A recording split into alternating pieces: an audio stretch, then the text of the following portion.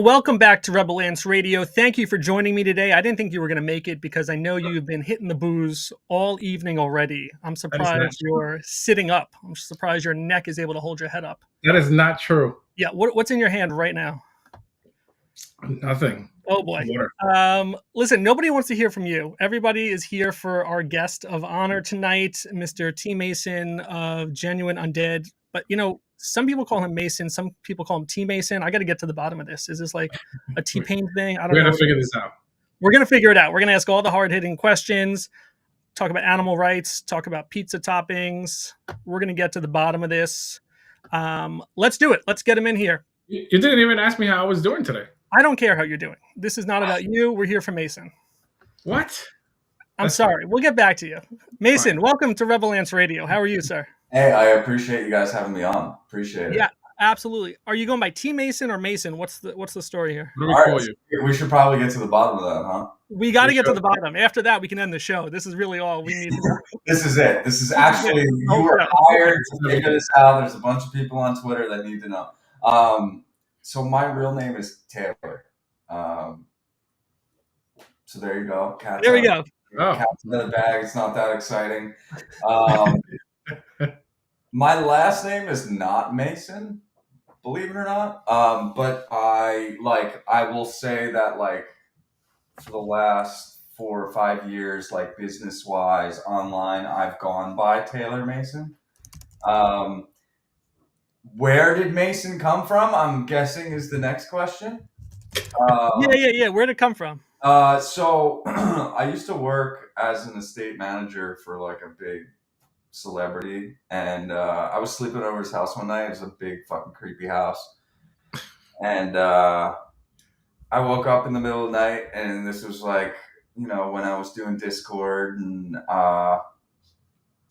this is Bull Run 2021, right? So you remember those times where it was you'd get a DM or you'd get something and it'd be pre-sale happening now, and you gotta do it. You gotta get in there. You know what I mean? You can't miss it. And so I didn't even I had gotten Discord, but I was so afraid to talk to anyone or whatever. It was so new to me. And so finally, I saw this message being hey, if you want to get involved, click here, or get involved here. And I was like, fuck, I need a name on Discord. And I looked over on the bedside table, and there was a candle that said Maison. And I was like, all right, Mason, done. And that's literally that's how it started. In Discord, I'm Mason. I go by Mason. People know me as Mason. And then Twitter, it was T Mason. So this is like that Family Guys episode where someone asked Peter Griffin what his name is, and he's looking around. He sees a P, a tear, and then a griffin flying by. It's Peter Griffin. Exactly. No, it's exactly kind of how it went. So yeah, Kevin, is your name as cool as that? I'm gonna tell you a story, all right? I'm not too ashamed to tell you this, but when I was in college, once upon a time, I was living in a dorm room with a number of my friends, and I was in the shower, and I thought to myself, my name should be Chainsaw. My nickname should be Chainsaw. Oh my God! I get out of the shower, and I tell all my roommates, I said, guys, for now on, my name is Chainsaw. And this was, back in the day of AIM screen names. And I changed my screen name to It's Chainsaw, literally ITS Chainsaw. Yo, honestly, I think that might be better than my AIM number. So some of my college friends still call me Chainsaw, which is very ironic because I'm not, I'm very chainsaw-y, but so it's like the Spider-Man bone saw. Yeah. Wow, very good. I have a million questions for you. I've been listening to some of your spaces. I've been reading your posts. I feel like you've been living in my head for the last week. So we do have a lot to talk about. Are we allowed to say what state you live in? Are we allowed to go that broad? Oh, let's do it. All right. So you live in New York, right? Yeah, I work for, but you guys didn't ask. So you live in New York. You said you're a native New Yorker. I am. Correct. And what's your take on pizza? Is pizza better where you are? Better in the city? What do you do for pizza? I would just say East Coast. New York pizzas for sure. I did not expect this question. I know. That's all I care about. You're gonna get all weird questions. In my opinion, it depends what we're talking about pizza wise. But in my opinion, New York pizza, like few and far between. You can't really get better. I lived in California for about 14 years, which was rough. I didn't eat a lot of pizza. Yeah. It was rough to find like a good spot. But I've also been to Italy several times, so I've had like that type of pizza as well, which is a very different Yeah, it is different. in my opinion. Um, but yeah, I would say right now out here, if you came and stayed with me for a day and you allowed me to take you to 3 different pizza places, I would probably show you 3 of the best slices you've ever had in your life. Wow. All right, I might take you up on that. Every now and then I end up out east. So We're not that far from New York. yeah, don't threaten us with pizza. But look, I will say, like, I have it varies, right? So I have like as you know, right? It's 2024. And I'm assuming you guys are, from what we've discussed, you guys are East Coast guys. So like, we grew up where Italian was kind of like a staple in a lot of the restaurants and cuisine around us. Yep. Pizza places, like you wanted to go food, you got a slice of pizza. That's just how it was, which really isn't the case anywhere outside of like the East Coast. Yeah. So we have some super classic old school like 90s pizza places, you know what I mean? But then we also have some places that have come in from like bougie Brooklyn, and I'm not gonna fucking lie. You put some lemon and some hot honey on a pizza, you'd be surprised. That shit is fire. Hot honey is, really sweeping the nation. Yeah. Don't sleep on hot honey. Yeah, no. Well, let's get to the nitty gritty, right? How did you first get into NFTs? So I had like an experience with crypto early, like probably 2015, 16. And then I went through life, I moved, I forgot all about it. And then, when it kind of came back around and I was like, oh shit, I have a bunch of this shit. I realized like, oh, I also don't have my seed phrase anymore. So I'm not going to stand too much talking about that, but it was like kind of traumatic. So 2021 NFTs come around, Bored Ape comes around. I kind of had the horse blinders on. I didn't want to look at it because it was kind of a bit traumatic. I didn't really want to, I don't know. So anyway, it took me about until I'd say November of 2021. I was still very much connected to like the crowd and the circles that I had built when I was in California, and a lot of that circle was artists, musicians, painters, like people like that. And so at the time, I would say my main social media outlet was Instagram. And so that was where I was staying connected with a lot of these people, and that's where I was doing a lot of my networking, I would say. And it took me a few of like people that I knew IRL, as well as people that I looked up to, that I didn't know at all, start talking about NFTs. And then I was like, okay, I got to look at this because they're talking about it. Like, I'm an idiot if I don't start looking at it. And so my first project that I kind of like really got into and was like, okay, I'm going to, sink my teeth into here was a project called Invisible Friends. Oh, yeah. Still popular. Yeah. So that was kind of like the big project that I got into. I saw it. I understood it. I think I fell in love with the pre-mint experience. At the time, I didn't realize that. But like, I love, as much as people hate like the whitelist grind, like I loved the idea of like, you got to be in the Discord. Like, yeah, you had to be in there every day, but like, you had to meet people, you had to engage, and then you had like, dentists and doctors and all these people like just sharing their stories. It was fucking cool. And so I really liked that. And that was pre-Spaces. That was pre us kind of having these YouTube conversations. And so I was in VCs, with Invisible Friends. And that's kind of where my NFT journey took off, was in the VC of Invisible Friends. And that's kind of where I started making my network. Like, I remember I met Rafsby like a year before he even dropped A Kid Called Beast. He was like an Invisible Friend holder, and we were just in GU. Sorry, not GU, Invisible Friends, this voice chat. So for me, that's kind of where everything kicked off. I went to NFT NYC. I met people in person, but I really fell in love with the community. I really fell in love, like I said, with that pre-mint experience. And after mint, I was, I held on for as long as I could, but I didn't find like a home there. And then GU came around. So GU was already established when you went into GU? No. So Invisible Friends minted in January, I believe. So I was probably with that like community up until NFT NYC.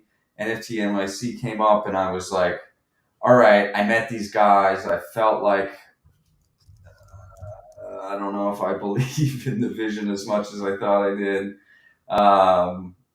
And so I was kind of like looking around that summer. So I guess that was the summer of 2022 around Yeah. that. Yeah. And so then GU happens to be a free mint that happened it actually minted sometime in June or July, I believe, and it just sat around. But as you guys remember back in the day where it was like everyone was watching mints and icy tools, on August 13th, GU minted out. And that's when everyone made attention to it. That's when everyone got like, oh, wait, what the fuck is this? Because it spiked on icy tools. So that was on August 13th. And so that's when I saw it on OpenSea, like trending, blah, blah, blah. And I was just searching around, whatever. And at the time it was cheap. It was like $6. And so Wow.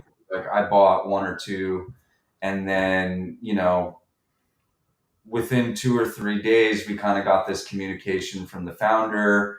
The people that had bought in didn't have a Discord to go and like talk to each other in. And so it started in spaces. It started in like Twitter chats of like, okay, what the fuck is this? Yeah. Art is insane. Does anybody have any idea what's going on? And that's kind of how the journey started. So that's pretty cool. Yeah. What do you think caused it to go from just kind of starting to mint and then being sold out in August? What do you think drove it? Bots. Really? Oh, 100%. We also know some of the people that like botted it. You know what I mean? Like there's a couple people that made out. Dude, there's people that bought houses off of this mint. Like really? Yeah, because like GU had an incredible run right off the bat. It was super cheap, but then because of the art and because of the time and place, and honestly, if you go back in time and history, like GU was kind of like the start of the free mint meta. There weren't really like this free mint things, and so you have a couple bots. People started botting it out. They botted the shit out of it. So then people had 1,000 of them. People start picking them up at $6. Eventually, it goes from $6 to $100. Eventually, it goes from $100 to $1,000. And crazy. People are just offloading this stuff. So that's crazy. So when did you decide to go like all in with GU? All right. So for me, I was always looking kind of. I come from, so let me give you a little bit about my background. I kind of come from like the film and entertainment industry. I worked in LA for over a decade. I've always wanted to like tell stories. I've worked in the film industry. I was a location manager and producer out there for a long time. Worked on a lot of big shows and movies that I can't really disclose here, but off the record. Yeah. Actually, I mean, you can look up my IDMB. It's there. Anyway, kind of did that. COVID hit, and when COVID hit, I moved back to New York. So that's kind of how I came back here.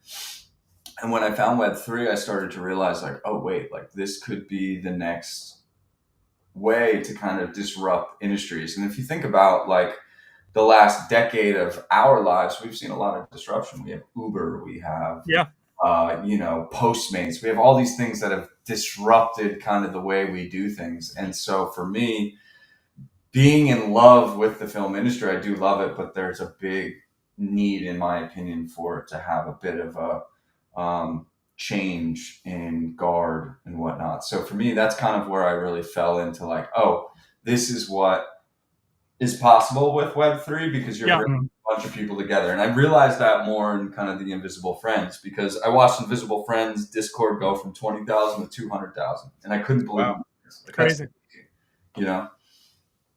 And so, you think about movies and you think about storytelling and you think about the millions of dollars that they spend on testing and, seeing, hey, did you like this ending? Hey, did you like that ending? And all Yeah. that stuff. Now we're building these communities that basically are offering so much more than that. You know what I mean? Mhm. And so for me, that's kind of where I really latched in. And that's only my angle. There's so many different angles that you could take away from Web3. But just from my experience, that's really where I kind of fell in love. So GU, and I try to do that in Visible Friends. I try to do that in a few other communities. But GU kind of offered this opportunity. Within 2 or 3 days of like the collection selling out, the founder had kind of communicated with the community through what we call the 3 green papers. You can read them in our Discord. They're under a thread called Founder Statements. And we still don't know who the founder is. We don't know who the artist is. One person, right? Wow. Oh, interesting. We don't know who it is. But those 3 green papers really kind of describe the process that he went through in creating the art and what his expectation was, and kind of like being overwhelmed with like the initial reaction, right? And so it was also kind of like in my opinion, obviously everyone can kind of interpret it as they want, but in my opinion, it was kind of like a call to action. And so I think for me, I really gravitated toward that message, toward that core value. I really believed in a lot of the benefits of trying to create a more decentralized system throughout the world, I'll say, Right. many facets. And this guy was very much talking about that. And so for me, I really bought in. And so we had this great art. And if you think about NFTs, right, we were kind of at this place, August 2022, the market was way down. We had been promised all of this shit. None of it had come through. None of it. And so we were kind of like, fuck it. Why do we need a founder? And that's kind of what this guy was saying, like, hey, you have the art. Like, why do you need me? You know what I mean? And it was kind of like, hey, he's kind of right.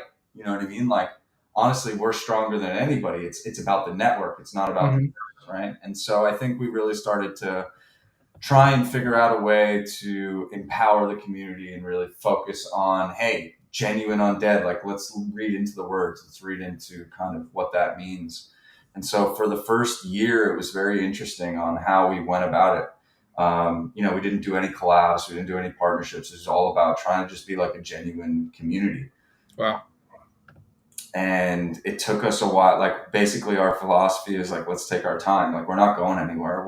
We're going to be here for at least a decade, if not longer. Yeah. So let's not rush anything. Let's not go with every trend. Let's start to figure out who's here to be here and go with it. That being said, I'm paraphrasing. There's a lot of history. There was a lot of ups and downs. There was a lot of trauma. There was a lot of celebratory, events that happened.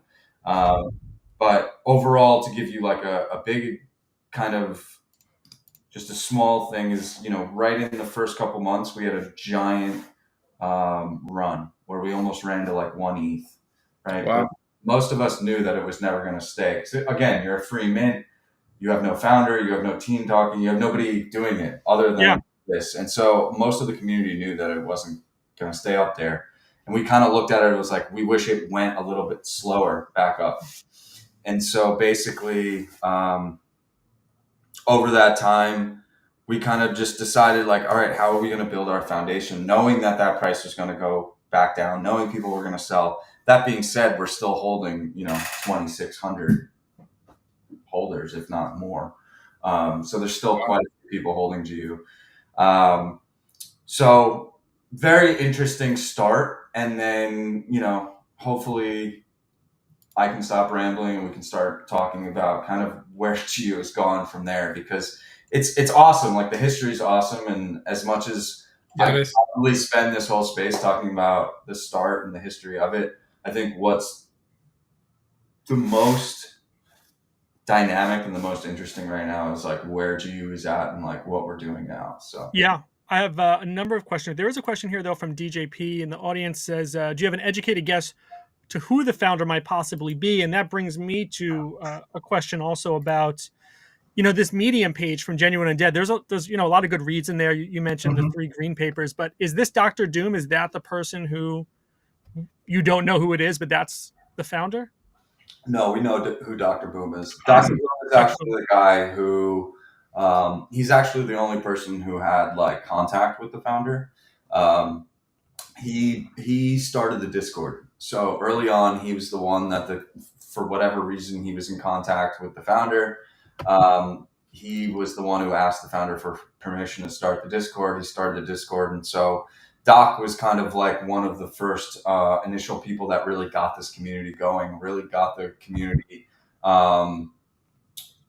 organized. I would say very much organizing things from, really like no one was telling him to do it, but a lot of the community was kind of coming in from all different sides of the world and kind of needing someone to like channel all of that, and he kind of channeled that in the Discord, and so that was a big help when we first started out and started growing. I got you. Doc has been part of it. I mean, he still is part of our community, but he's not really part of the leadership aspect of our community anymore. Yeah. All right. So, like you said, let's fast forward to today. Something that's been most impressive to me, as someone who's kind of fairly new to the GU community, is all of the derivatives, all the side projects that have spun off from GU. Right? People are so passionate about it; they make their own projects off of that.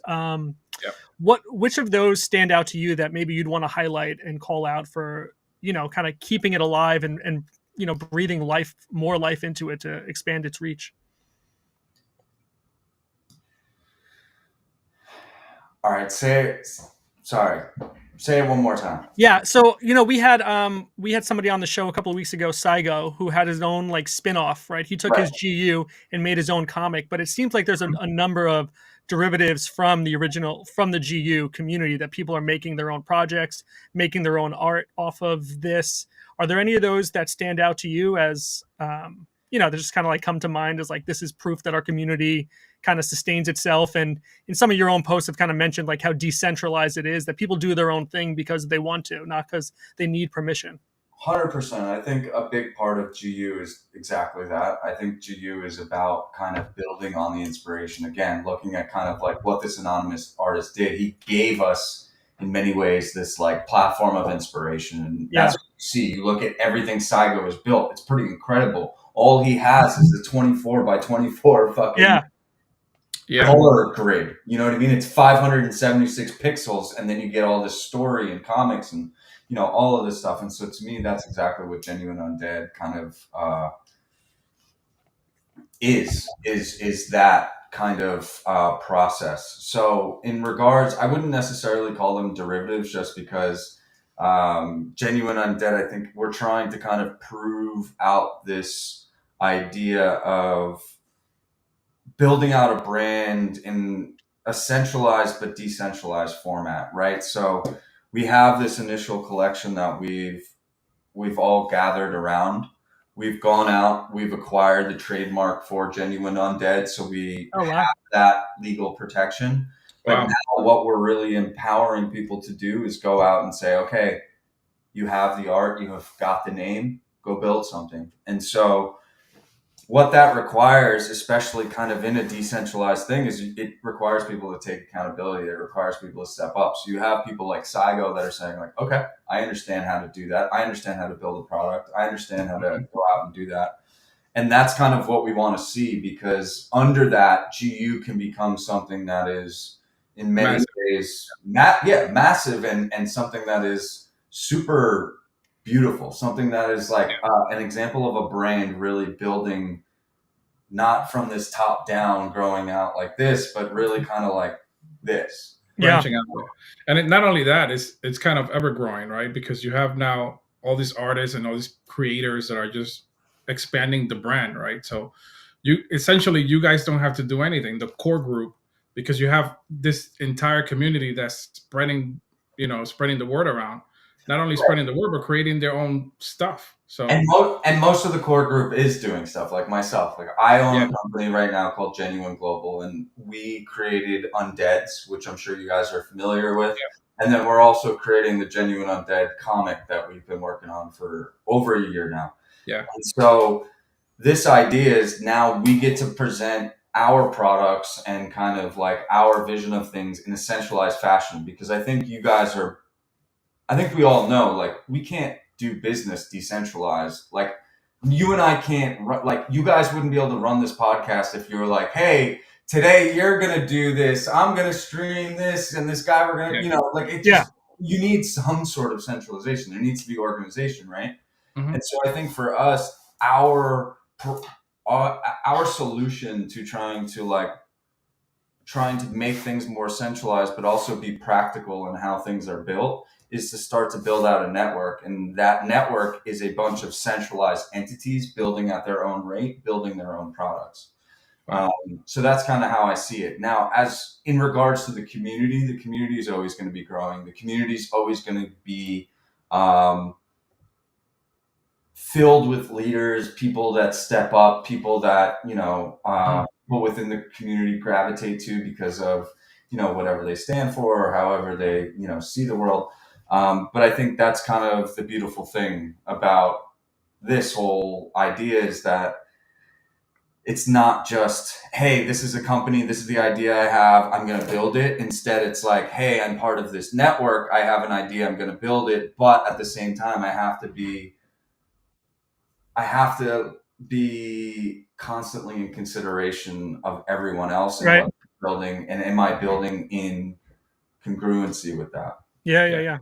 Interesting. So essentially, what would you say has been your biggest contribution to GU so far? For me, I would say I guess right off the top of my head, the first thing, like when you said that, the first thing would just be time. I've been doing GU since August 2022 every Wow. day. And for the most part, sometimes it's 10, 12-hour days, sometimes it's not at all. But for the most part, it's an everyday thing, and I feel like it's become part of my life. Like, my girlfriend, my family knows what GU, like, look at the ring. Yeah, the rings are cool, man. The The rings, rings are are cool. cool. Yeah, I did see that. Like, I live and breathe GU, and even though I might not be in the Discord, I might not tweet every day, like, I'm trying to push all the efforts that I'm doing. And I think that's kind of the really special thing about what we've built in this community. When we've given this opportunity for people to build at their own pace and do their things, like, obviously, if you're going to build something of yours, you're going to give it everything you have, right? Yeah. It's not necessarily the same thing when you're working for someone else's company. Some people are like that. But now you have an opportunity to kind of like be part of a company, but at the same time build something that's yours. Yeah. Yeah. Absolutely. Little ownership in that. A couple of people asking, like, how big is the community now, or how many strong? What's the size? I know you mentioned how many holders. How do you view the size of the community? Is that I mean, Discord?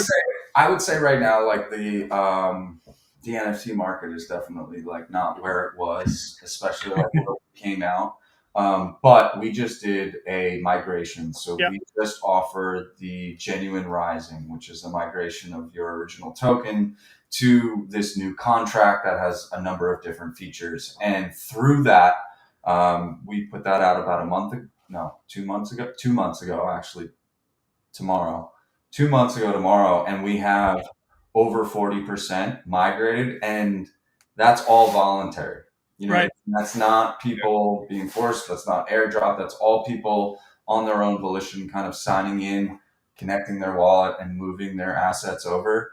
And so for me, I never thought we would even get close to 40% in 2 months. Yeah, it's an impressive number. Yeah, it gives me a lot of hope, especially because a lot of the people are probably sitting in dead wallets. That being said, there's still a majority of assets right now that we have track of, and we know who are holding them. It's just a matter of time until that happens. And so I think by the end of the year, you'll really start to see the majority happen.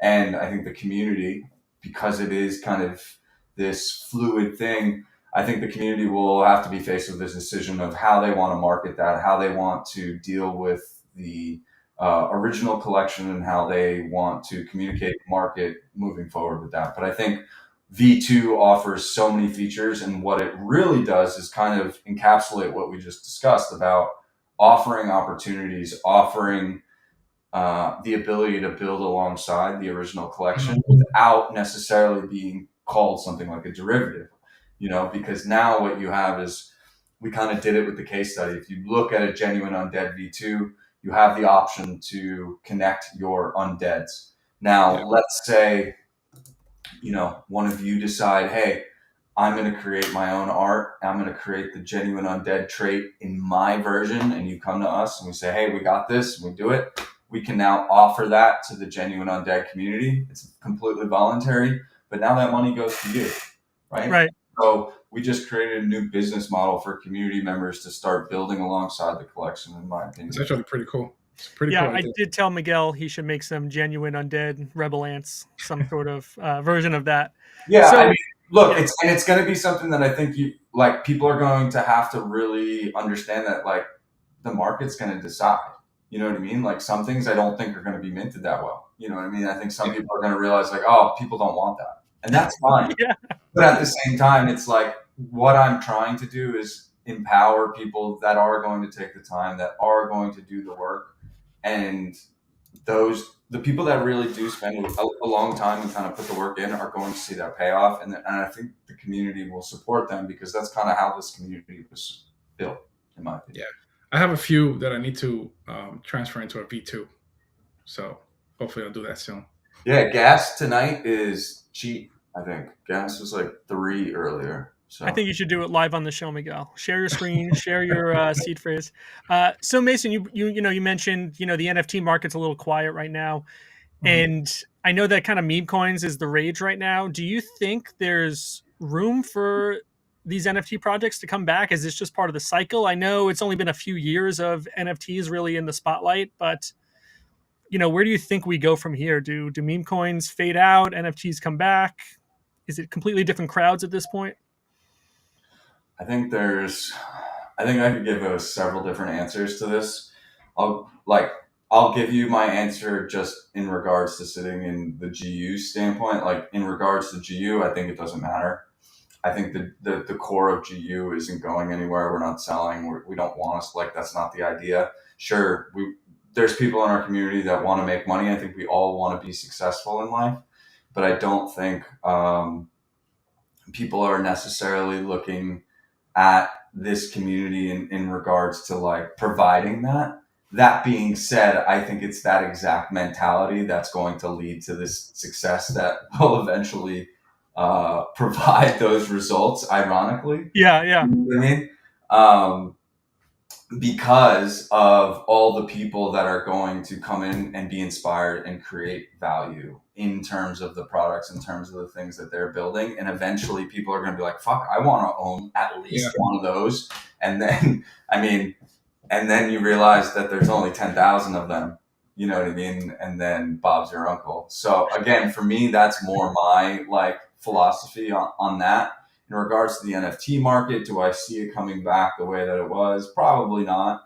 Do I see it starting to be utilized for the ways that it probably should have been? Yes. And I think we are starting to see that. I think some of the top projects that definitely have liquidity and definitely have the resources are starting to show you how they're going to create these sustainable revenue streams by putting out whether it's small little things on base or small little things that you can buy with a credit card or whatever it is. I think we're seeing these brands starting to really scale with the resources that they've taken in.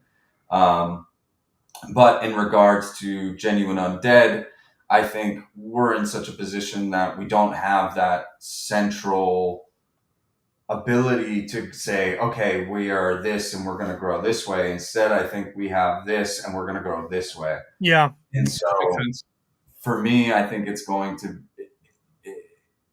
be really interesting. And I think it's a really interesting experiment because I think there's a lot of incredible people in GU that are just so inspired that aren't going to quit. And I think that's going to be kind of the outlet to success for a lot of what we see.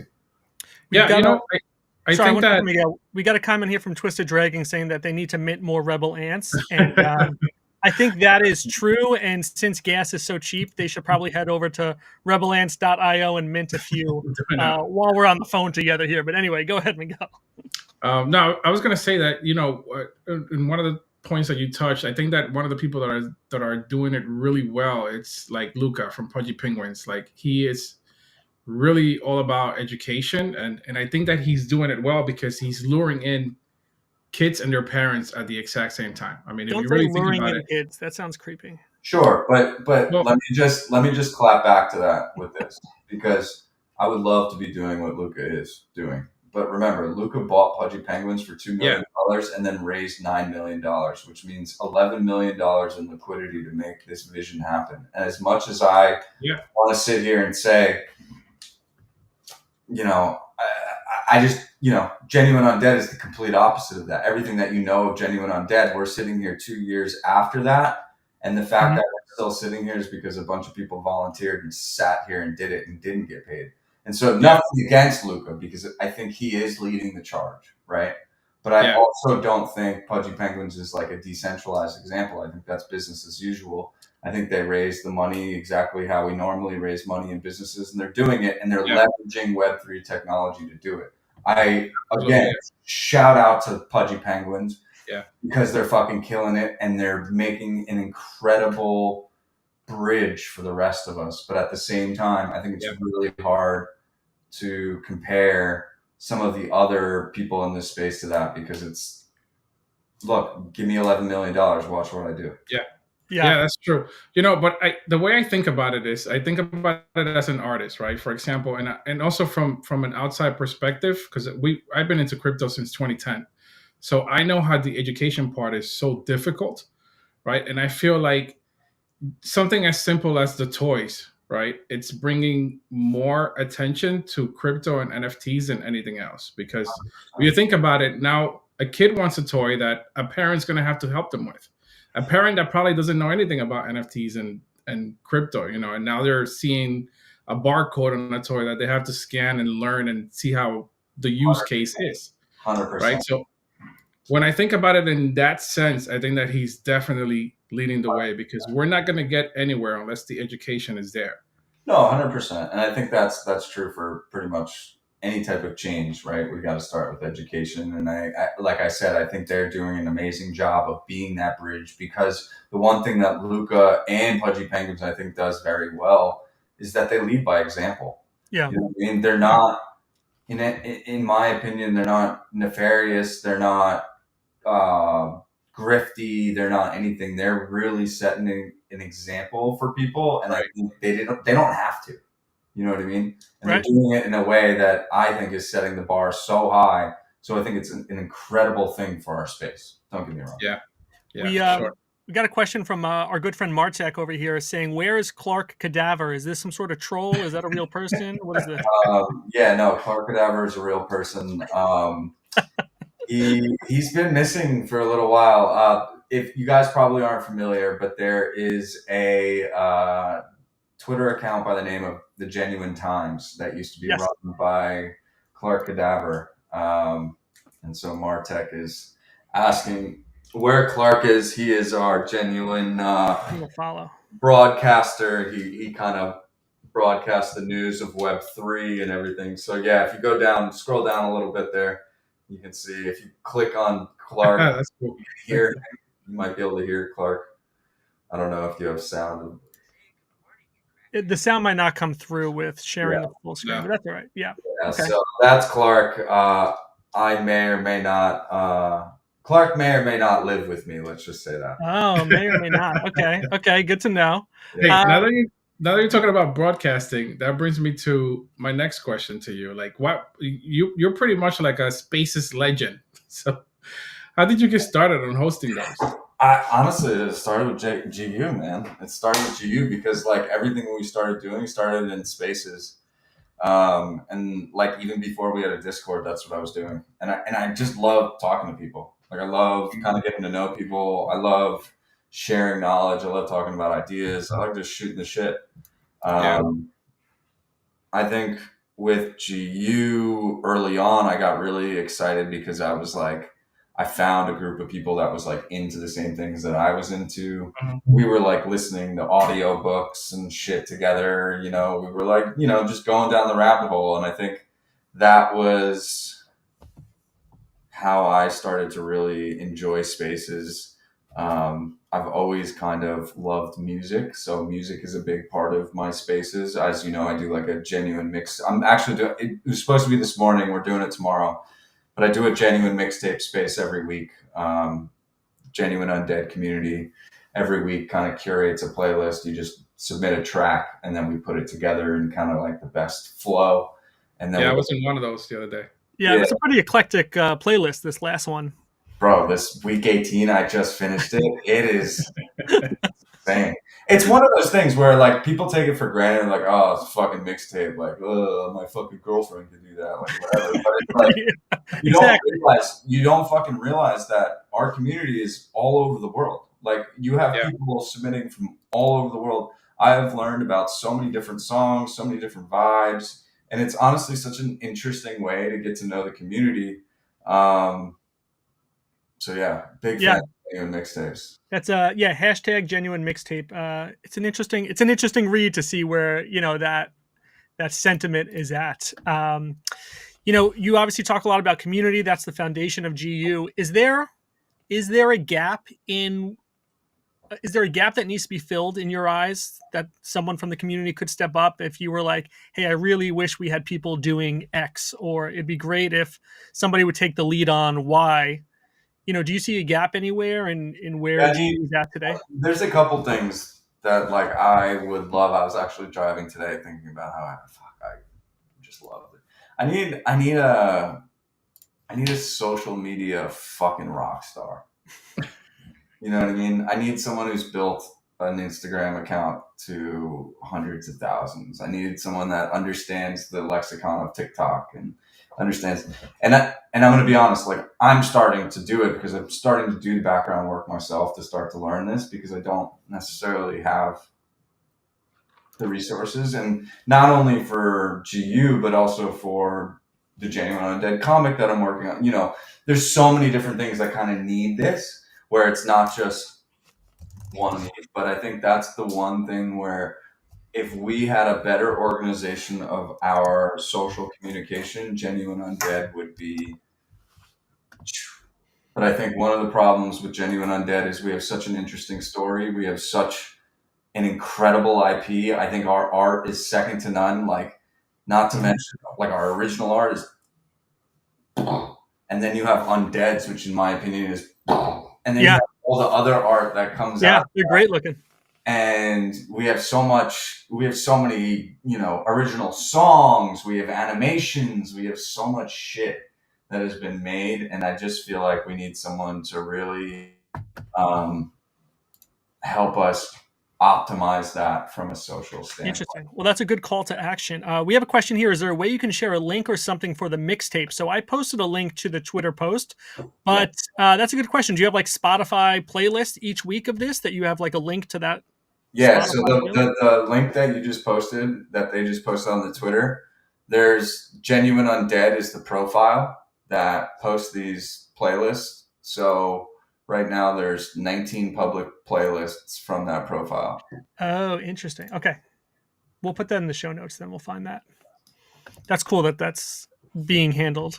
I like that. Yeah, shout out to Lear. Lear is he's kind of like our resident DJ. He helps kind of mix all the music every week, and he took that aboard, and he's just been kick-ass. He created the design along with another member, Dillinger, and they, just shout out to Lear, because he's very much brought that into something that has been happening every week now, and that's kind of what we need, is someone to just step into certain roles where these things happen every week.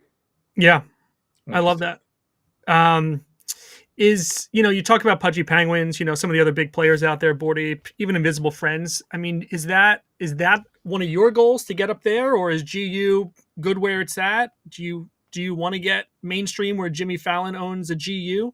Like, what would your end game be for that? Stephen Curry owns a fucking GU. Does he? Oh, does he? Yeah. Wow. That's pretty good. I mean, he spent it, but still.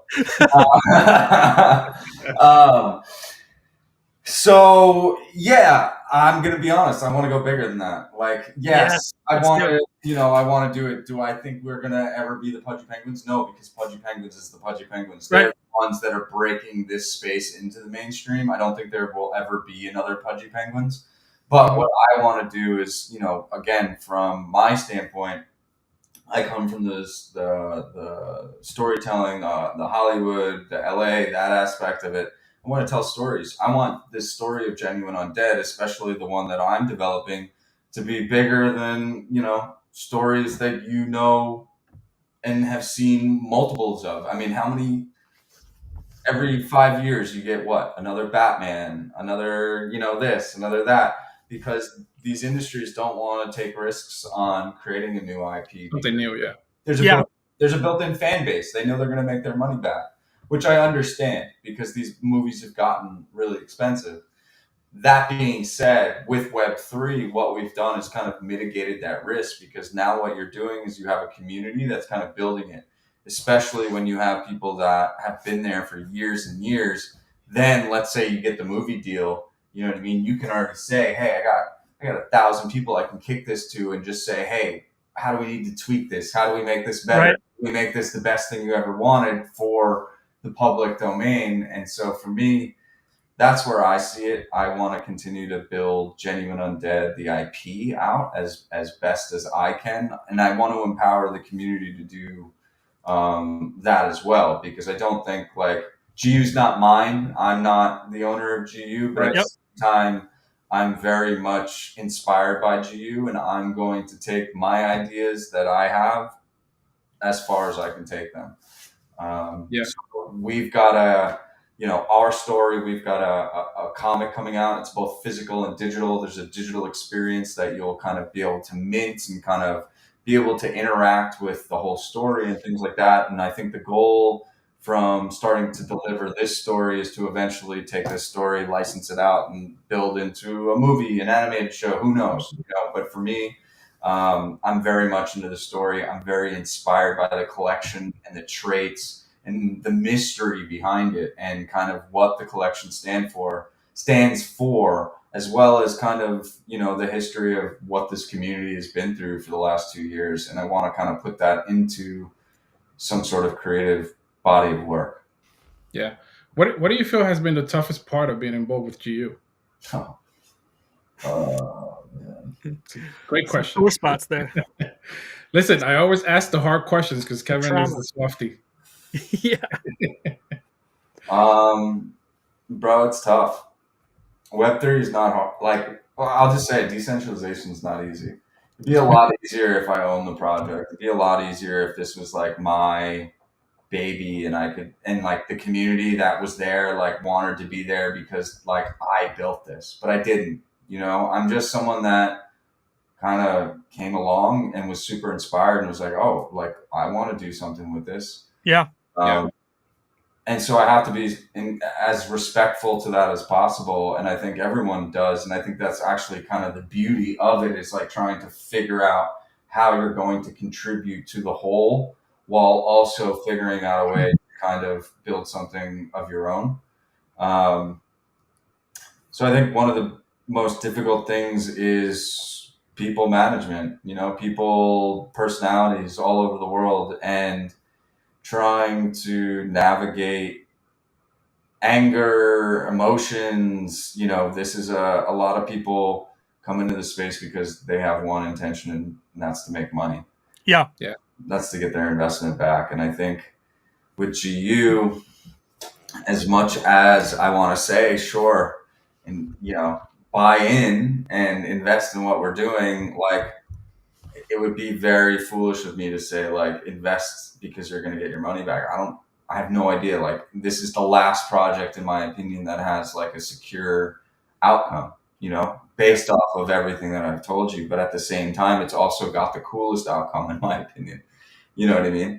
So, um, it's interesting. It's one of those things that I've dealt with so many different emotions. I've dealt with so many like I've had really close friends that I've made just vanish. I've had people that I thought were super close curse me out. I've had um, I get DMs constantly, like on a daily basis, of people mad at me or telling me I'm not doing things right or telling me that I'm ruining the project, or the project needs to do more of this or the project does more of this. And that's kind of the frustrating thing, is that comes from this expectation of everyone around us, because the majority of the space is centralized. The majority of the space is looking at people like Pudgy Penguins or whatever, and they're saying, Yeah.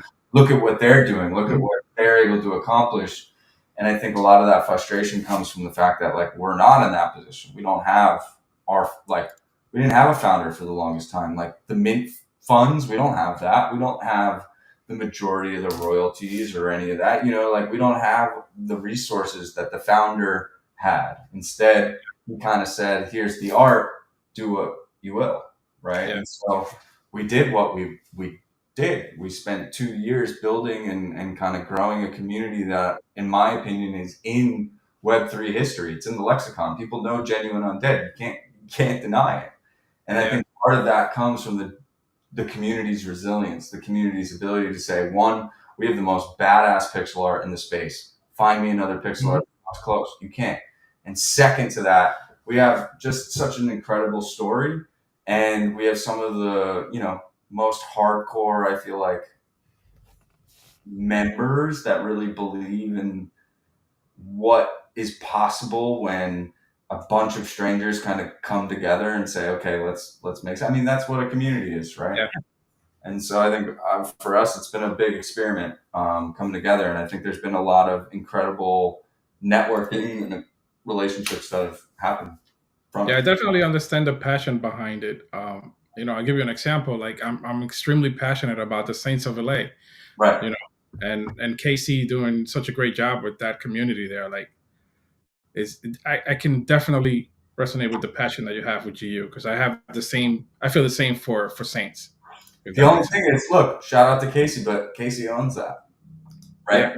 Casey's got his own issues, right? Casey's had his own hardships, especially with OpenSea and things like that. I've talked to Casey. Yep. And Casey's like, hasn't had it easy. So I'm not going to let him off easy. But again, I think for us and for Genuine Undead, our struggles are something that most projects have no idea what it is, or have no idea what this type of struggle is. Like, I'll give you an example. It took us 1.5 years to make an LLC and get a trademark.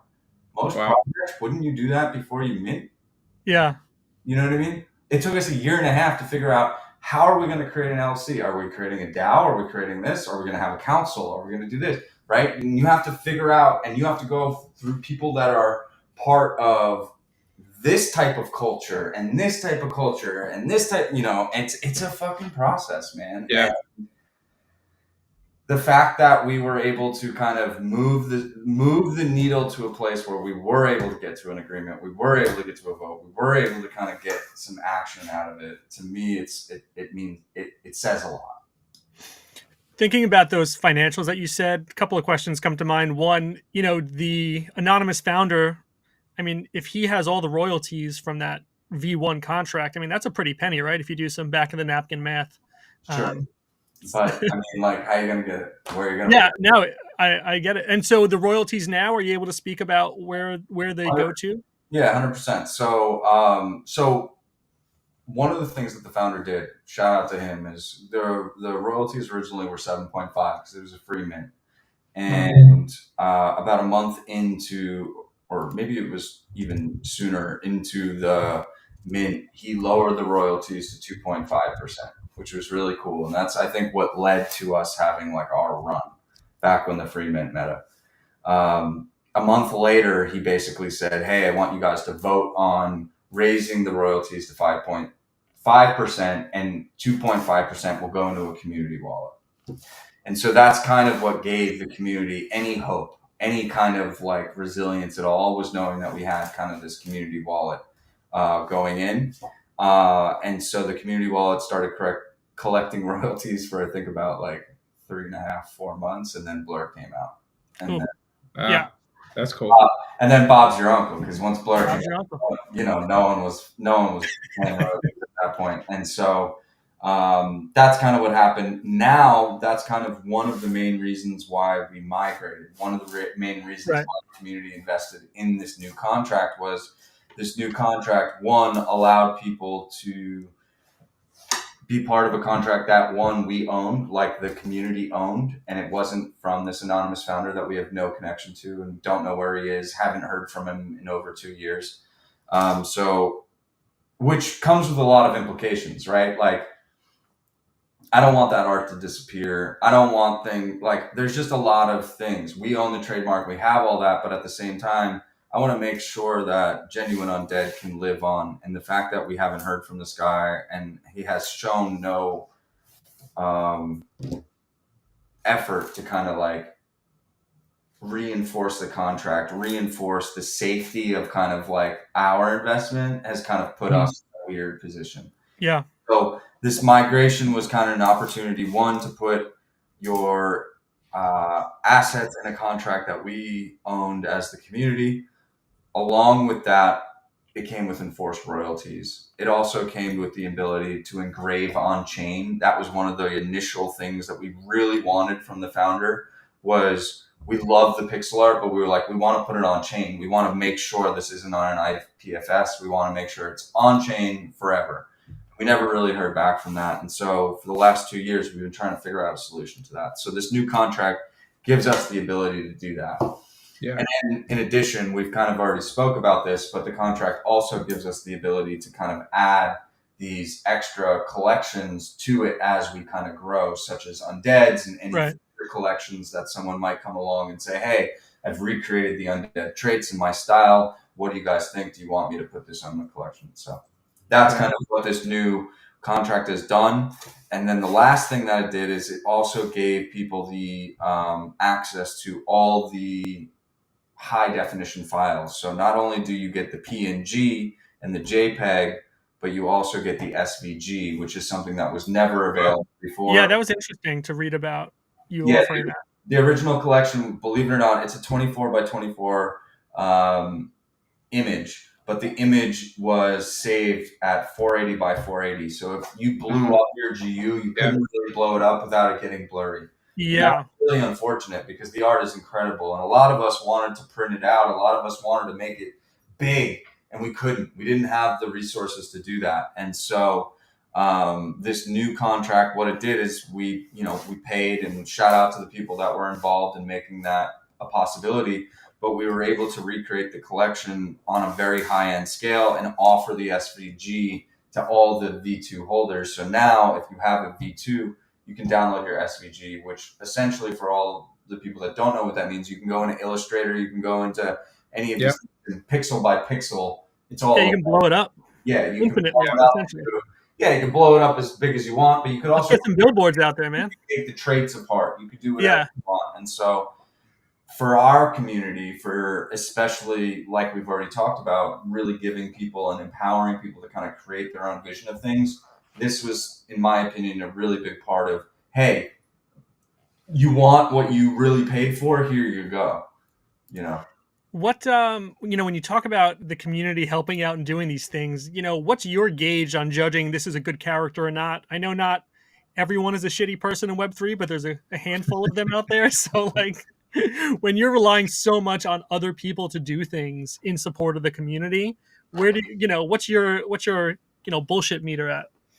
Yeah, I wouldn't say there's like shitty people. I mean, I've definitely dealt. I try to understand people and where they're coming from. And a lot of people are angry because of where they are in life and the decisions that they've made and their environment and all of that. So I'm in no place to judge. But I think for me, it's been a big lesson trying to tune out the people that are only there to criticize, only there to make noise, as opposed to the people that are there to really give constructive criticism as well as contribute. I think your ability to contribute is really my meter of your trustworthiness. You know what I mean? And contributing doesn't necessarily meaning like, oh, you're running the Discord or you're your CEO or SF. It's not about like taking on a position.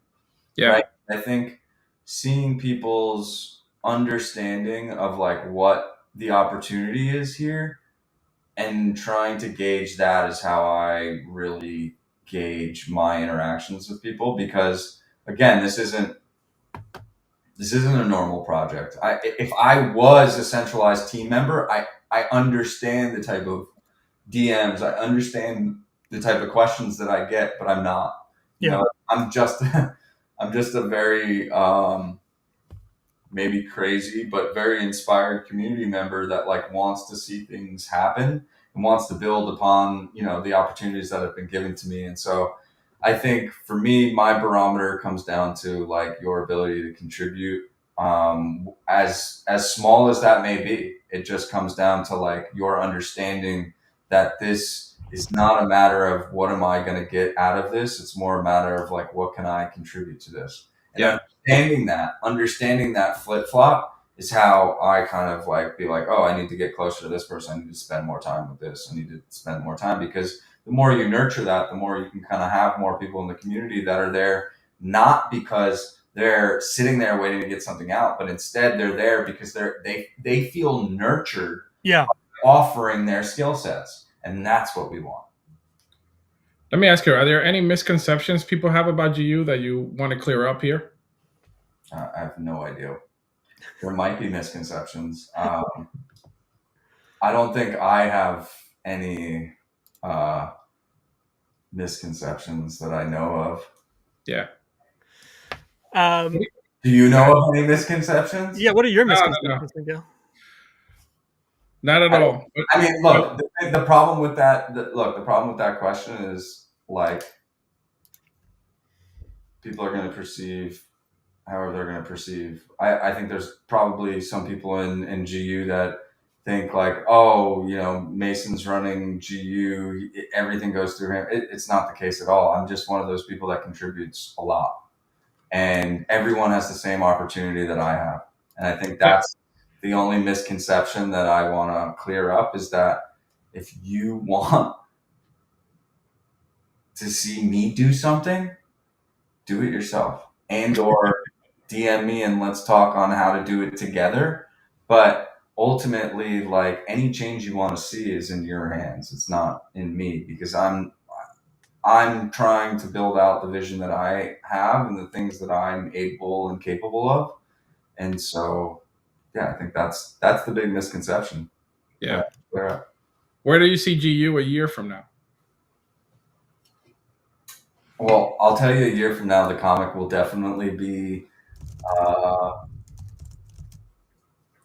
like in not only release, but it will be releasing. Like we'll be mid comic, we'll be mid season of the comic. So I'm excited for that, because I think that's what I'm really waiting for.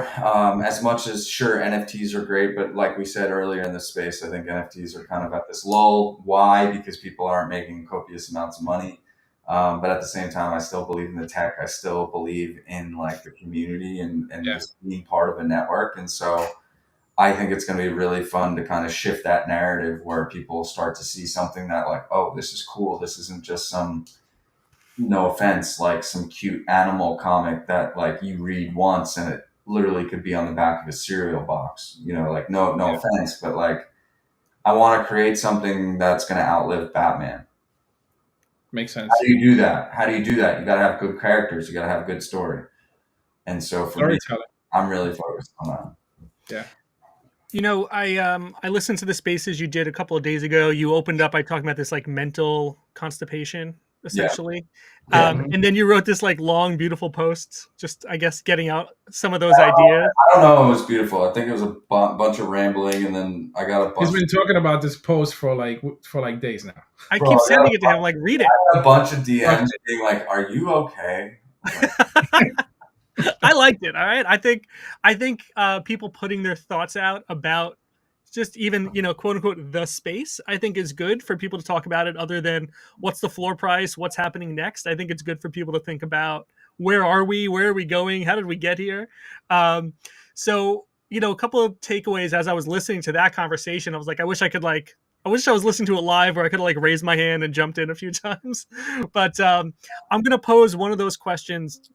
It looks like he just dropped for a second. I'm Wait, going to am I pose one of still those here? questions. Wait, I'm All right, still. all good, all I'm good. still here. I don't know where my camera went. It was that cadaver guy. Clark Cadaver must have done Yeah, something. probably. So Miguel, one of the questions that was raised is like, give me 3 real positive effects of crypto or Web3 even. And I think even in that discussion there were, a couple of examples. And I'd be curious to hear, Miguel, from you if there's any examples that you could point to say, yeah, this is a real positive impact on society, on whatever it is from Web3. So whenever Mason, if he gets his camera back, he can. Yeah, I hold think he on. can still. Yeah, he Give can me, still hear us. Yeah. give So me, anyway, give me two, Mason was in the convo. I want to hear, give me, Miguel, your thoughts first, and then we'll jump over to Mason. give me 2 seconds. Yeah, all good. So But Miguel, yeah, keep going. yeah, Miguel, what are your thoughts on that? Could you tell a normie what are the 3 positive impacts of crypto on the world, and what this is good for? Um, uh, well, that's a tough question to ask because no, in all reality, like it depends on what country you're in too, right? Because if you go to a place like Salvador or like somewhere in South America or even somewhere else, crypto has been like a major change of life, right? Does that make sense? Do you mean from a financial standpoint, or like Well, the way that life not, is lived? not even from a financial standpoint, because people are not getting rich off of crypto in South America, right? But they're using it to be able to. You got to understand, some people in those countries don't have access to a bank account, don't have access to like certain things, and having a crypto wallet helps them create that, right? And own that ownership. So it's a tough question because for everybody, it's something different. Like I know for me, it changed a lot of things for me, and you know that since you know me personally, right? But again, like essentially, it has a huge positive impact on a lot of the world, right? Not necessarily the U.S.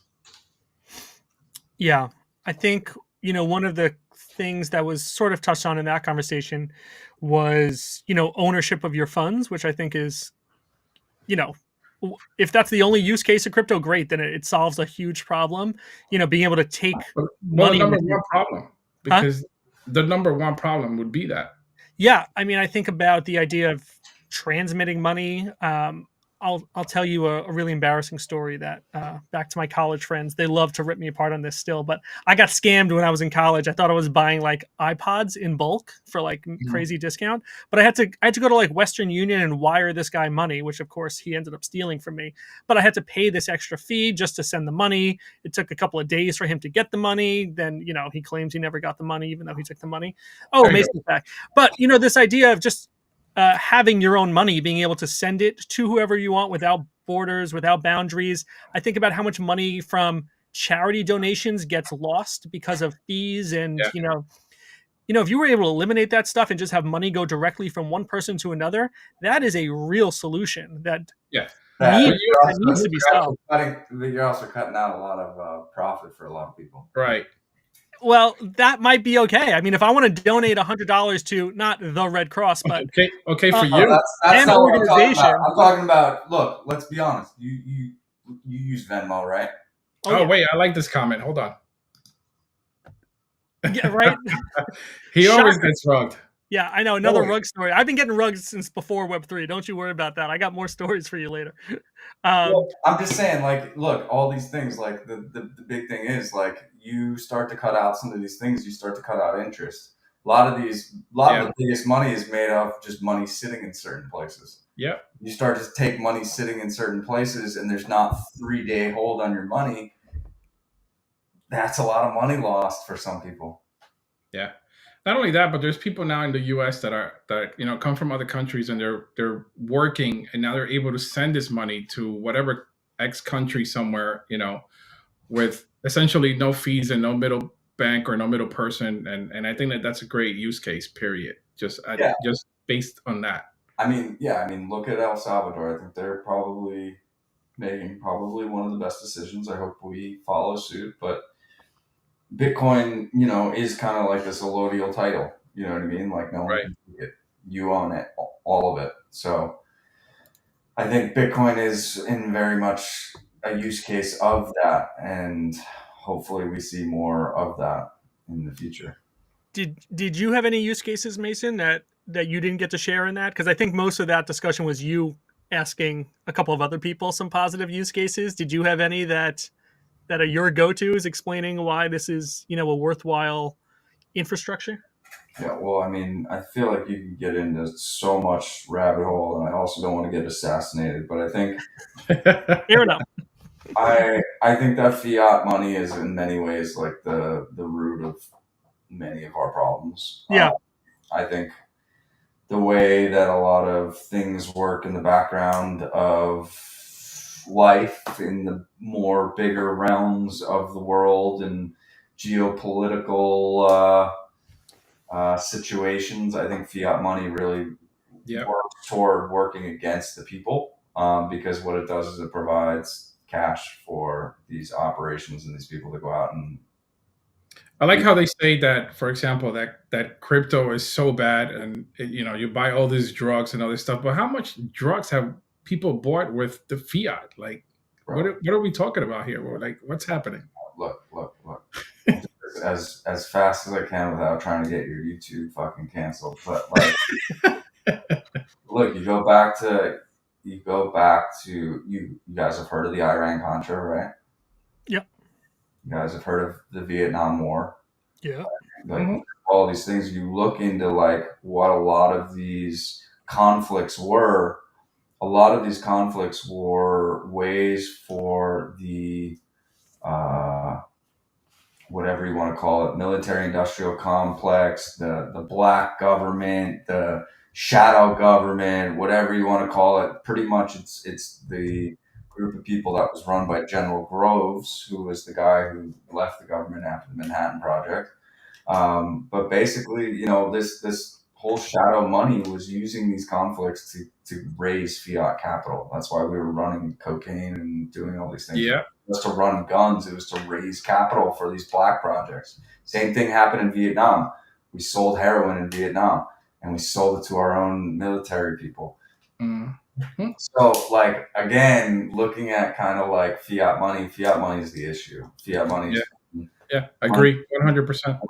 You look at taxpayer dollars. They use fiat money in all different kinds of ways, and you never get a chance to say, hey, this is where I want my money to go. Yeah. So off topic, back to NFTs again. What's been your craziest NFT purchase outside of Geo?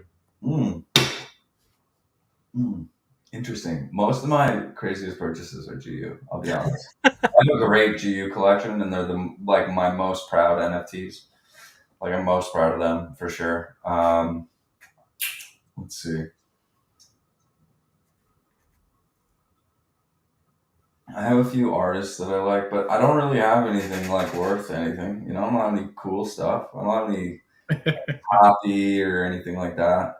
I do own a doodle, which is cool. I like to support doodles. Yeah, I do like doodles. Yeah. I mentioned Raspy before. I like a kid called Beast. Yeah, I don't know.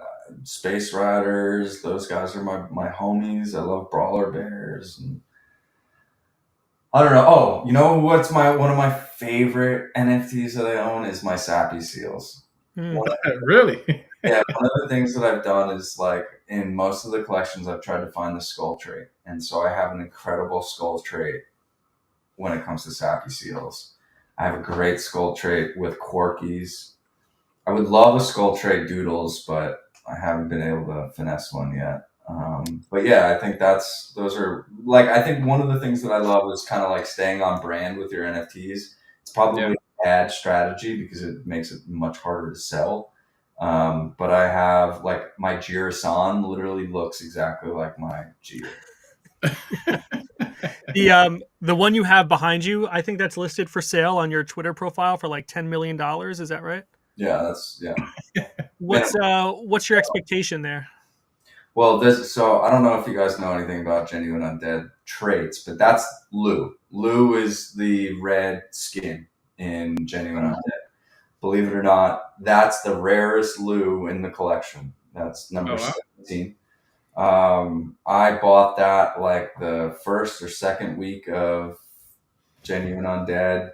I think the floor price of GU at the time was like 0.008, and I bought that for like 0.35. So it was like stupid. Like people were like, "What the fuck did you just do?" Um, but I just fell in love with it. I just liked I liked the colors of it. I loved the vibe of Lou, and I was super inspired by it. Lou is a character in one of our comics coming up, and so I don't know. I've had it. I think I'm pretty proud of the fact that I've never changed my PFP on Twitter. I feel like a lot of people are changed their PFP here and there, and like this is my digital identity. So, guy, yeah. And I have so many versions of this. Like I have so You have many it listed? listed. No, Oh, no. I just have it on the Twitter store. I mean, it's more of a marketing gimmick, right? Yeah. Like basically, if you click it, it brings you to the OpenSea. So It got me to click. I was like, "What is this real?" No. Are you? this is how you get rocked, Kevin. That is how I get. I'll pay 10 million for this. Can you communicate to me, someone who's not that bright, what all the different handles are of Genuine Undead? Because there's Genuine, yeah, Undead Official, Genuinely Undead. Like, of course, you know, yeah. what should I be following if not all Well, of them? again, this is kind of the unfortunate result of anonymous founder that disappeared and just things like that. Also, one of the things that really screwed us was Elon bought Twitter. And when Elon, it's actually great. Shout out to Elon. But It when is Elon great. bought Twitter, he really screwed up our Twitter, just everything Twitter wise. He kind of screwed up. So, Genuine Undead, which is our original account, which has the most followers that most people tag us in, is dead. Not undead. No, it's dead. Just dead. It's dead. Right now, we cannot use it. We can't get access. We're currently in the process of reaching out to Twitter. We own the trademark, so obviously it's not something that's out of our reach. But it's just, as you know, Twitter support, and it's a fucking headache. Yeah. So it's in the process. But as of right now, Genuine Undead is dead. It happened when Elon bought Twitter. We just lost access, and since then we haven't been able to get access back. So in the process, we started Genuinely Undead, which is basically the backup account to Genuine Undead. So Genuinely Undead is pretty much the main account you should be following for all information. Obviously, off of that, there's the different offshoots, like Saigo that you had on here. He has, I think his is Undead 2043, if I'm mistaken. Undead's has its own Twitter account. So there's definitely different brands accounts. But when you're trying to find out what is going on with Genuine Undead, Genuinely Undead right now is the main source of everything GU. Makes sense. You've talked a little bit about like the market, right? What the market does. Is there something with the community that's driven, however much control you do or don't have, is there something from the community or the market that's kind of driven some of the decisions for where the project is or is going, or any decisions you've really disagreed with and said, like, I don't feel good about that? Yeah, I think for me, I've always tried to just be as cognizant to like the majority of like what the community wants, like not trying to push my own agenda. Yeah.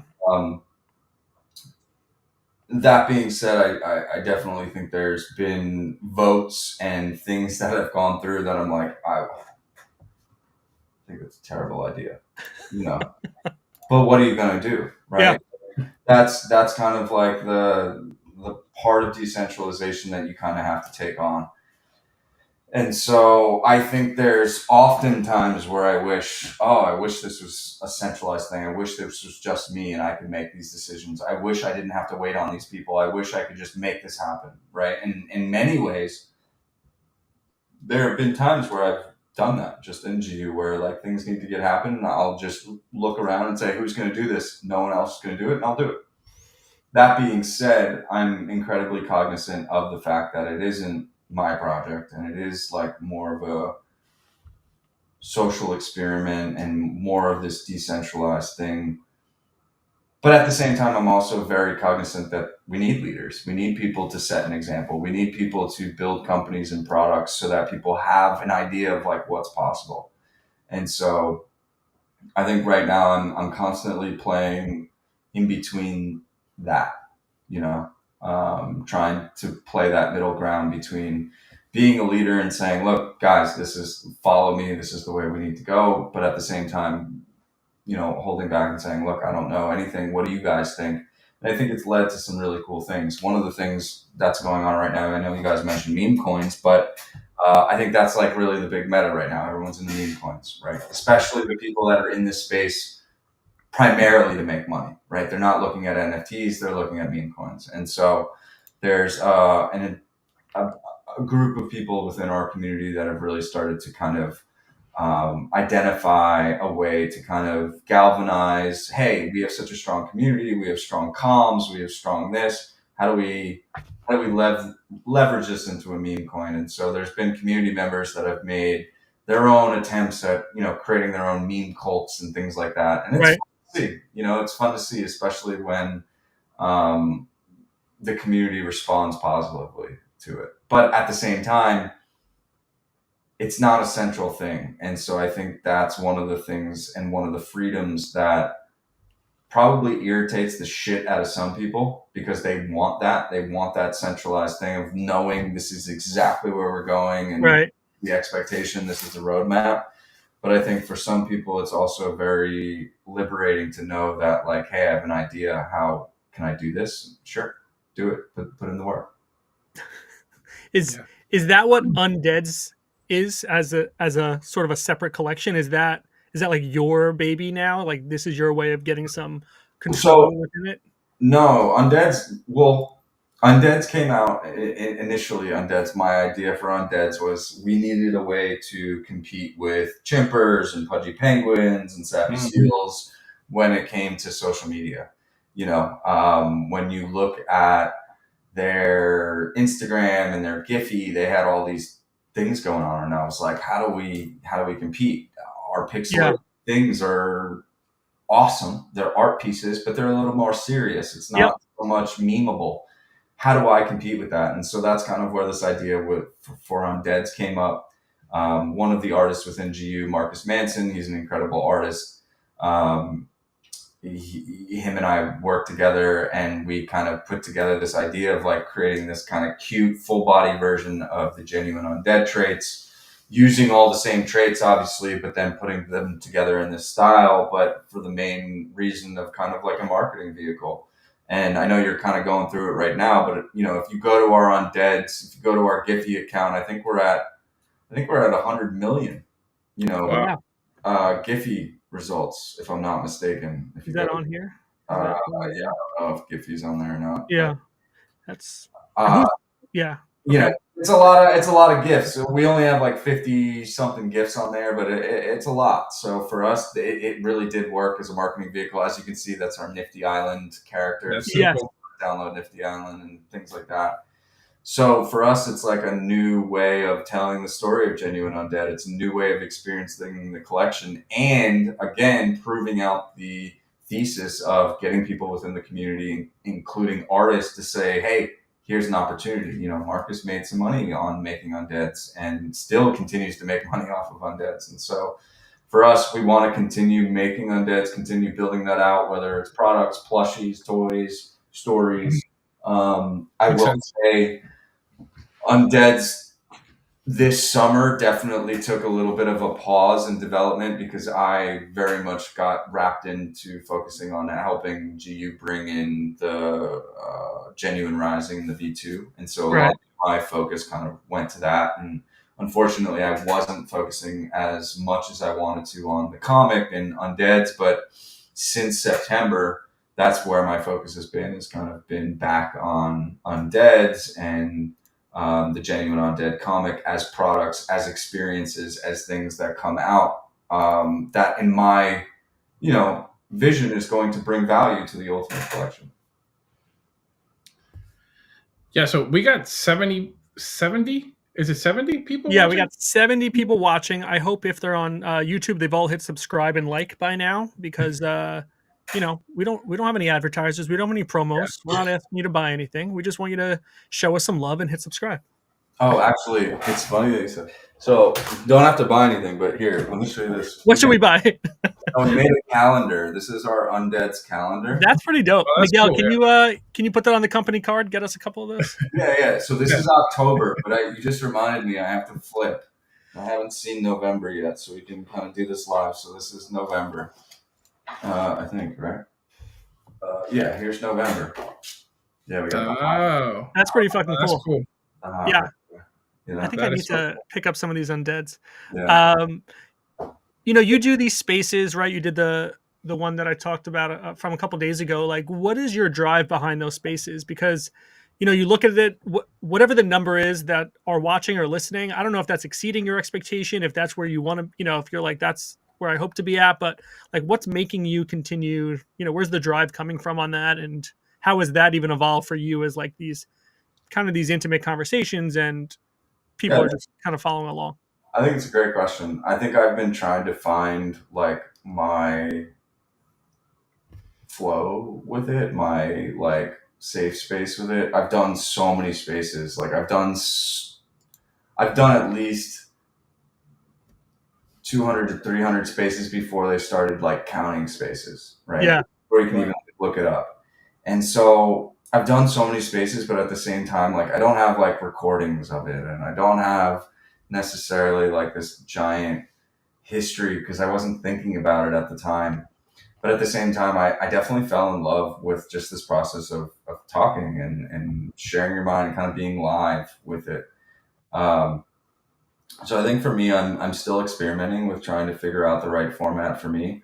I do different shows like, Wednesday night, which you guys tuned into, is like the Web Free Masons. On Saturday, I do a new member morning show for GU. I've done all different kinds of shows too. I've done genuine spaces, we call them, where I will just interview a different project and we just go over things like that. A lot like kind of this space, but it's me in your seat. And then I've also done, like artist spotlights where we actually could get in with an artist and things like that. We've done telethons.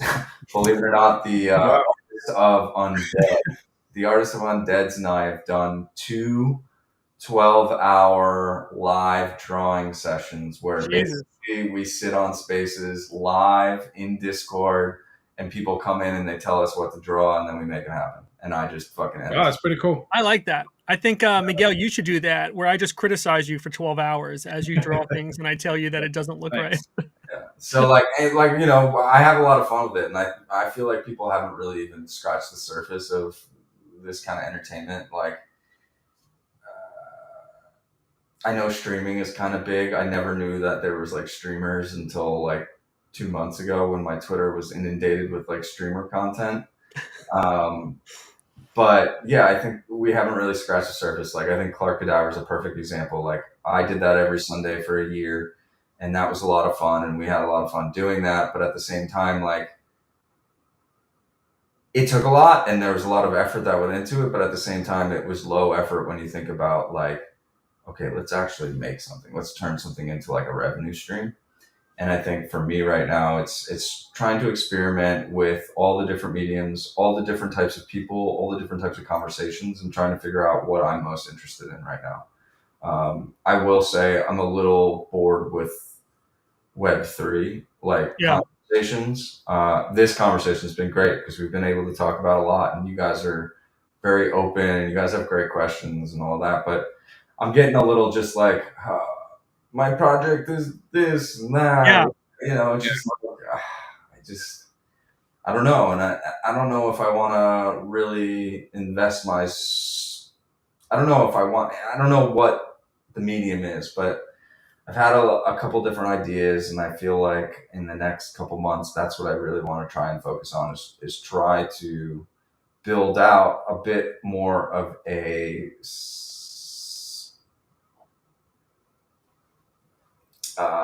not sustainable, but what's the word?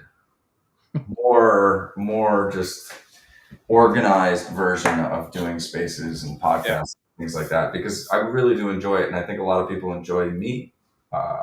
As for sure, that might sound, I think I'm pretty entertaining sometimes. No, I think that's I that's think the, so. Yeah. that's the nail on the head is, even when it comes to art or projects, people say like you're investing in the people, like the founders behind it, or you're buying the artist, not the art.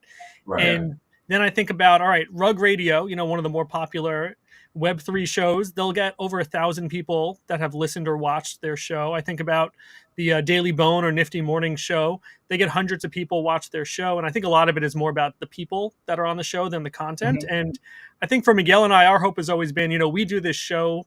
We've been doing it for almost 2 years, and we try to be as transparent as possible. We put our faces out there, we put our real names, because we just want people to know that we're real people. And, whatever we're putting out, whatever the project is, whatever the thing is, like, we're the guys behind it. And if somebody wanted to learn more about us, there's, 100 hours now that they can go back and watch or listen to. So I think, I think it's good for you to take that approach to say, like, this, I am the voice behind GU in many ways, even though it's Yeah. bigger than you. But if somebody's going to listen to a space hosted by Genuine Undead, they're going to hear you. Yeah, and I think that just comes down to my goal with that is I hope to inspire more people to be talking about GU in the same way that I am. And I hope, again, I hope everything that I've kind of said here tonight is in the vein of trying to say that everyone has the same opportunity that I do to kind of like come and take it. It's not like, hey, I'm the founder of GU. I'm so lucky that I'm this genius artist and follow me into the promised land. That's not Yeah. at all. Instead, it's literally you have the exact same opportunity, and I hope to inspire more people to kind of step up and show me and teach me things, because I think that's also one of the most beneficial parts of being part of a Web3 community is how much you learn, how much you can kind of really absorb being part of a network that is so much more than what you ever expected. Yeah, I really get that sense from, seeing some of the communication within GU, that it is kind of this like living organism that just kind of moves and morphs on its own, but kind of all headed in the same direction with the same goal of like, how do we help elevate GU? So I'm envious of that, and I hope that Yeah. one day our little ants can garner that sort of attention and support. It's interesting you said that too, because I've had a lot of projects reach out to me and say the exact same thing. Like founders, and I think people that are also in GU and have bought into GU for that exact reason. And I think I don't know the exact answer to it, but I think part of my hypothesis has to do with the fact that GU has kind of transcended this idea of, we're not just here for money. I think the core people really understand what we've been talking about. There's an opportunity here to be part of something bigger, right? I haven't mentioned him tonight, but there's a member of the community that went out and started his own 501c. It's a nonprofit. It's not easy to do. It's a fucking pain in the ass. Yeah, that's a commitment. Yeah, that's a pain in the ass. And not only that, but he's already had his first event. Like he held like a music art festival already. And so like to me, the core people that are here understand that, and they're going to kind of outlive that. But I don't know. I'm rambling at this point. That's all good, man. We've been going for an hour and a half, so Yeah. we very much appreciate your time. Let me ask you one final question, and this is going to be a bit of a dig at Miguel, which most of my comments are. Him and I, we hung out at the Formula One race in Austin a couple of weeks ago, and what I learned from Miguel is that in real life, he's not so rebellious. He's not so comfortable with kind of pushing back against the rules. There we He go. was giving me a hard time by, trying to, smooth talk my way into a couple of things. So let me ask you, That is true. how are you a rebel? Like, what about yourself do you see as like a bit of a rebellious side? Oh wow. I definitely have a rebellious side. I think a lot of it has to do with like my upbringing. I was really into punk rock growing up, and I'm not talking about like NoFX or like Jake or Blink 182. Like I'm talking Throw some bands out there. You're gonna throw out I'm some just, like Long I'm Island talking bands? about like some studded vest, ska punk, homeless motherfuckers playing in Franklin Square type punk. Oh, so you're talking like Mohawk. You had a Mohawk. I didn't have a mohawk, but I definitely had a studded vest, and I definitely had some tight jeans and some ripped up shit. And Did you have a chain hanging off your belt, like going around your jeans? this studded belt, yeah, I definitely Yeah, had for yeah, sure. nice. So before, Most yeah, of the music, but most of the punk was like very anti-establishment. It was very, in many ways, it like started my curiosity. Let's just put it that uh, way. As much as it was like angry and all of this, I think for me, it really spawned a curiosity of like, okay, what's really going on? And so I think for me, my entire life, I've always kind of questioned and been incredibly curious, and I've always been seeking the truth in things, which has led me down some very interesting rabbit holes. Some that were completely bullshit, but others that were like It's good to terrifying, know. It's good to know that there's. terrifyingly true. And so I think part of it is like I think one of my biggest rebellious side is my curiosity, and like if I'm curious enough, like I'm not going to let something stop me, and I love to talk about things. So if I find something and I hear about something and it's interesting, I'm probably going to share it. That being said, when it comes to getting into things and finessing and like, having fun, I'm on more on your side. I can completely have fun and do that. But I will be the first to admit I'm a terrible icebreaker. Like if we're at an event and I don't know you, Yeah, and I don't really have any motivation. Like no one's telling me like, hey, you have to go and meet these people because you need this kind of yeah, thing. I'm probably not going to say hi first. And like that's me. that's not like any. It's not That's even me. like introvert. It's just I don't know what it is about me. Like I just eh, maybe I said something wrong. I don't yeah. know where it comes from, but like if I have to, or if someone's like, "Hey, we need to do this," there's no question. I'll go up and smooth talk the shit out of anybody. There So you like, go. I don't know. It's a weird thing. No, Yeah, I'm the guy hanging in the back. Kevin is usually the guy in the front. Yeah. Just I am, and it's not always. I would say in many ways it does come natural to me, but it's not always that like I want to do it. And like the best example of this is like when I go to a birthday party for my kid, not like his birthday party. I go to like his friend's birthday party, and you're standing there with all the parents, and it's like I'm not a very relatable guy because the things I'm interested in, it's like Web3 and web design and like Pearl Jam. It's like these and hotels. Like these are Wait, the how do five you talk things. about that? Wait, how do you talk about that with your child's parent? Like with your kid? I try to bring up. I don't know. Like I have like a Pearl Jam tattoo, so if I see they have a tattoo, I'll try and like relate it to that, or I don't know. I can break the ice, and I end up doing it pretty well, but I don't want to. Like if I'm like, all right, I don't want to go to this party because I don't want to have you to do talk to want to. strangers. Like that Come is on. definitely my my default is to like not talk to strangers. But if I'm there, I'll make it work. He's like, And he's like, hey, buddy, you see the new episode of Succession? You're like, yeah, no, but I just bought the new Saints of yeah. LA. Did you catch that Spaces with KC and Hey, yeah, so it's Good shit. I'm it's hard to definitely relate. it's definitely been a lot of fun talking to you. We really want to probably bring you back because we still have a lot of questions, but we want to be very respectful of your time. But I do have some fun, quick fire questions I mean, that I want look, you to answer. I don't have a time limit. I just feel bad. I don't know how long you guys have. You know? Well, Miguel, what are your quick Here, fire here questions? goes here goes your quick fire questions, but you got to ask them quick. All If right. GU was a movie, who'd play you? Who played me? George Clooney. Describe GU in 3 words.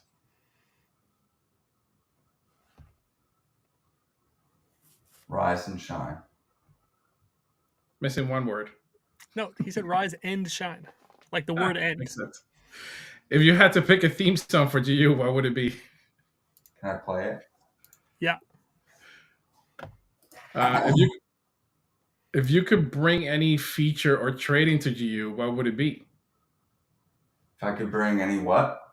Any feature or trait into GU, what would it be? Relentless acceptance. What's the one thing you like people to take away from GU after listening to this? Final one. The opportunity is the same for everybody. Perfect. Fuck yeah, level playing field. All right, hit us with a song here. Are you gonna play something like Op Ivy? Can you hear that? Oh, Ivy, you got me going. No, I think this would be like the theme song. You're gonna be like, this isn't even cool. But I don't know why this is just a vibe. Can you hear it? Is it A playing? little bit, yeah. It's a little like melodic. Yeah, it's Portishead. It's a song called Roads by Portishead. But yeah, a buddy showed me that, and he was like, "What do you think about this for GU?" And I was like, "Damn, it's so perfect." It's just got a lot of emotion. It's got a lot of there. We also have a GU theme song, believe it or not. We've got one that was made like the first month of GU that we still play, made by a community member, and then we also have a rap like entendre song that was made by like two people in the community as well. So that's pretty cool. Yeah. All right, man. Thank you for your time again. Maybe we'll catch some, grab some pizza in person one day soon. Let's make it happen. I would love that. Maybe we do we can do like an NYC version of this. Yeah, we can absolutely do that. And yeah, maybe if you show up at NFT NYC and we're there, we can hang out together. Yeah, I'll definitely.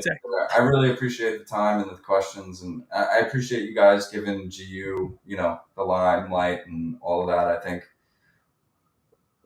I've been trying to figure out the best way to communicate it. I think a lot of the times, sometimes I get in my own head of like, I'm not doing enough to kind of be out there telling people everything that's going on. So I really appreciate you guys giving us the opportunity to come in here and talk about it. So it's been a blast. So thank you. And we'll put a bunch of links in the show notes for anyone who wants to find some more. But at the end of the day, they should be following on Twitter of Genuinely Undead.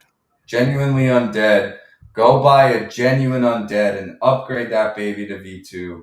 It's actually a super fun process. Gas is 4 right now. 4? Yeah, 4. So you could probably do it for about $1.30. Is that a jab at me so I could go upgrade mines? I don't know what you're waiting for. You've got some homework to do tonight, Miguel. I know. Well, it's one of those things that it's really cool. And the more you learn about us, join our Discord. You don't need to own a GU to join the Discord. Join the Discord, learn about us, talk to people. They'll be more than welcome to answer questions. So.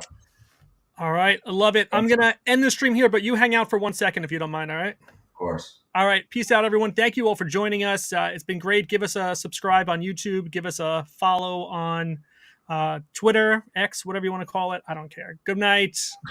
Good night, everybody.